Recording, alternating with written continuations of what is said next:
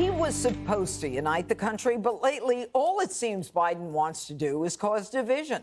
It's been a full week of Biden's relentless attacks on those semi-fascist MAGA Republicans, and it doesn't look like he's going to tone it down anytime soon.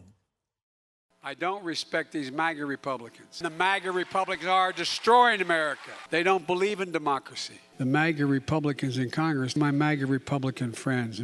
And for those brave right-wing Americans who say it's all about keeping America's independent and safe, if you want to fight against the country, you need an F-15. You need something a little more than a gun. And you know, Biden's crossed the line when the media is upset.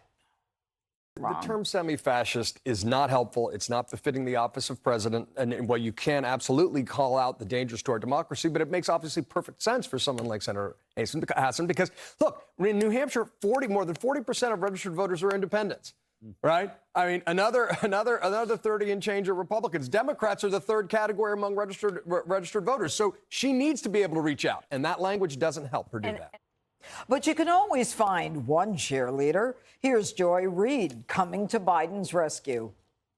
Joe Biden, who's the most middle-of-the-road, pro-police, working class, inoffensive, purposefully inoffensive politician of his generation, is painted as an extremist. But Biden's just getting started. Expect to hear more of these nasty attacks tomorrow night for his Soul of the Nation speech. All right, Greg, now that you're back, I think I'll go to you first. You know, one of the things that the president talked about was, he says, you want to fight against the country? You need an F-15. You need something a little more than a gun. First of all, it's a little tone deaf, given that we were at the one-year anniversary having left Afghanistan and having left F-15s for the Taliban. But what was he talking about? Well, I mean, with that logic, why are we giving arms or money to Ukraine? It's not useless if you're against a superior army. With this logic, we should give up all of our rights, all of our protections, because they're no match for government force, right? It's kind of a sick boast. It's not semi-fascist, it's full-on fascist. Who knew that Joe would become a wartime president? But he's waging war on people in the country. And it's so funny how, we were sold a bill of goods, and Joy Reid is still playing that game, which is he's middle of the road. No, he's an empty vessel that they filled with left-wing agitprop and all this other crap. But he's never been, we always thought, oh, well, he's still just a nice guy. But then we forget, this is the guy that said that Mitt Romney would put black people in chains. Do you remember that? So the thing about Joe is, if you look at his past, he operated on the most memorable hot take. If you said something, he would go to further out there and just say, well, he's going to put you in chains, or you try to come against us. I got an M15. He says the craziest stuff. I think what we're suffering from is old man syndrome. This is when you ascribe certain gentleness to people as they age. Like, I've noticed since my hair has gone gray, babies like me. They just think I'm harmless. This is why everybody, when they look at inmates, older inmates, they feel bad for them, and they go, oh, that guy wouldn't hurt a fly. They go, well, 30 years from now, he murdered a family. So, of course, now that he's got salt and pepper hair, he looks like Harold, everything's okay. That's the problem with Joe. Joe hasn't gotten nicer. He's just gotten angrier. Well, you know, Dana, we talked about this yesterday. I mean, the whole idea of criticizing half of the nation and basically saying the Republicans, 73 million of them who voted for Donald Trump, MAGA this, MAGA that. You know, he's planting the seed that anything MAGA related is horrible, and MAGA Republicans are the most extreme threat to our democracy, to our freedom. And Karine Jean-Pierre says he's not going to shy away from saying the truth. So the timing of all of this says to me that the timing is tomorrow night he's going to give this speech, and he's been telegraphing it throughout August. It's usually a pretty sleepy month for news. A lot of people are on vacation, for a while. But people aren't paying attention. Tomorrow night is the Thursday night before Labor Day weekend. That's not like primetime viewing, okay? I think this is a trial balloon by the staff to see if he can make this messaging stick. And then if he does, they're going to try it, because they must have some sort of polling or something that tells them that this works. But the polls that really mattered, let's look at 2016. Deplorables, that was really a defining moment for Hillary Clinton, and people wanted something new. And if he is going to run again, you have to run on something new. Even President Trump, right? He had to go from make America great again to keep America great, even though MAGA stuck. But there was a need to say, okay, I still have something new. Still have something good coming.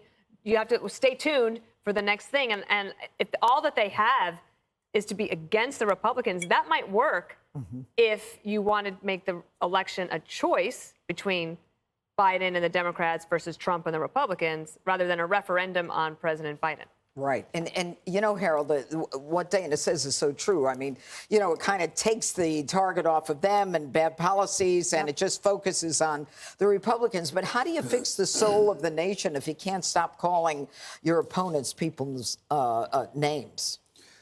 Glad you're back. Thank you. Welcome back. A couple of things.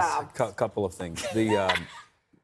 I listen to all the names that we call everybody around this table. I mean, Biden has been called a socialist, weak, senile, Marxist, communist. One U.S. senator said he's senile and he should resign. His victory has been called illegitimate.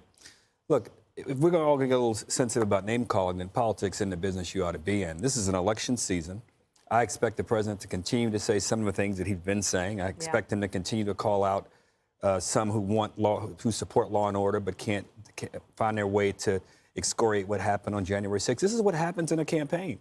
And voters, I think you're right, Judge, and I think you're right, Dana. Voters are going to, I think, at some point ask, what are you going to do for me going forward? And I think Democrats, because they're the incumbents, will have the other party is going to have to say, here's what we're going to do to displace you. Here's what we're going to do to make your life better. You said last week, I was critical of Charlie Crist. Not because I want him to apologize to Ron DeSantis, but he should apologize to the voters, because you have to lay out what you want to do to make life better for voters. Right now, I hear Republicans saying some things, and most of the things I hear them saying they're going to do is they're going to investigate Hunter Biden. They're going to investigate January 6th over again, and then they're going to investigate. They want to investigate. And it sounds like an interesting, fun thing to do, but I'm just not sure it's a winning message. But you can't compare going after Joe Biden with going after voters. Like, you should be able to say that a president sucks. That is a question for Brian. I mean, it's one thing to call Joe Biden senile. It's another thing to say we're trying to destroy MAGA Republicans are trying to destroy the country. First off, your short-term memory is very strong. From that, remembering last week's show on the Blitz, on the pace of the way the news is coming out, I don't feel bad for old inmates. I never have. Really? I came out of nowhere. Yes. I don't feel for them. I want to know what they did. But don't they look grandfatherly? I don't even walk the prisons anymore. I mean, I don't. That's not where I choose to give my free time. But you just brought up another thing that I almost forgot. Governor Hochul and Chris did the same thing. They both said, I don't want you. He goes, I don't want DeSantis supporters to support me. Not only do I not win you over, I don't like you. And then Governor Hochul says, I don't want conservatives to stay here. I want you to go to Florida. I've never heard anything like that. And then the president, the day before or yesterday, comes out and says, when it comes to Republicans, MAGA Republicans, they're basically irredeemable. So I don't really want any part of you either. And then he goes, oh, by the way, I'm going to bring everybody together and in front of Independence Hall tomorrow. Sorry if I don't tune in. All right, I'm going to little. And by the way, how scary is it when the president turns around and just walks away from the camera? It reminds me of the end of Tootsie. Do you remember when Dustin Hoffman used to just ad-lib when they went live? Yeah. And he used to be like, oh, my goodness, what are they going to do? I imagine his whole staff is like, oh, my God, he's walking away. He's ad-libbing. He might say the F-15 or corn pop in a matter of moments, and we might have to walk this back. So I do find the strategy strange. I know you have to have thick skin in your business, but I just find the strategy strange because the goal is to get as many votes as possible. Yeah. That's what Trump understood. He never badmouthed the voters because he thought that's a vote.